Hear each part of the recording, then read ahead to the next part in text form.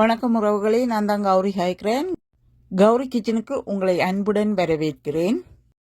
இன்று பாரம்பரியமான ஆடி கொழுக்கட்டை யாழ்ப்பாணத்து முறையில் எப்படி செய்வது என்பதைத்தான் இந்த வீடியோவிலே நாங்கள் இன்று பார்க்க போகிறோம். வாங்கோ பார்ப்போம்.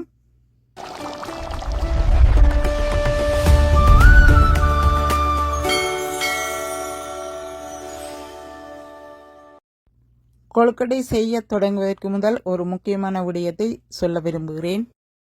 கடையில் வாங்கிய அரிசி மாவை பயன்படுத்தி முதல் முறையாக கொழுக்கட்டை செய்தபோது கொழுக்கட்டை பிடிக்க முடியவில்லை, அது சரியாக வரவில்லை.